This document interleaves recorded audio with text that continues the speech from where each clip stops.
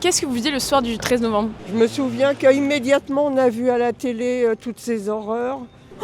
Vous voyez, j'en ai les larmes aux yeux encore. Je me suis dit, heureusement que mes enfants ils y sont pas, mais bon, pour les autres, c'est triste quand même. C'est vraiment la terreur quoi, parce qu'on entendait les coups de feu, on sentait la panique dans le 11e, on est resté réveillés toute la nuit, extrêmement traumatisant. Ce qui m'a surtout frappé, c'est le grand silence qu'il y avait ce matin-là à Paris. Un collègue de mon mari qui m'a appelé en me demandant si mes enfants allaient bien. Donc j'ai pas compris parce que je savais pas ce qui se passait. Et après j'ai appelé les enfants et puis après j'ai pas dormi. Moi j'étais en babysitting, j'étais pas à Paris et je me rappelle juste du gros titre attentat au Bataclan avec tout de suite le chiffre 81 morts. Qu'est-ce que vous faisiez le soir du 13 novembre? Je regardais un film avec mes grands-parents. Et quand vous avez appris les attentats, vous avez réagi comment? J'étais un peu inquiet pour ma sœur qui était seule à Paris. On a essayé de la joindre mais elle répondait pas. En fait, il y avait d'abord des tirs dans l'enceinte du Stade de France et donc on comprenait pas trop et on a arrêté de regarder le match et on s'est dit c'est trop bizarre. J'avais 2 grandes filles, j'avais peur qu'elles soient dehors et le téléphone tardait à sonner et 1 heure plus tard à peu près. Non, on est en vie papa.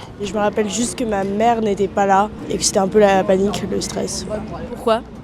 Parce qu'on savait pas trop ce qui se passait, c'était assez flou, c'était en train de se passer. On savait juste qu'il y avait des gens qui étaient confinés dans tous les bars de Paris et voilà. Si vous deviez retenir justement une chose de ce soir-là? La souffrance qu'ils ont dû endurer.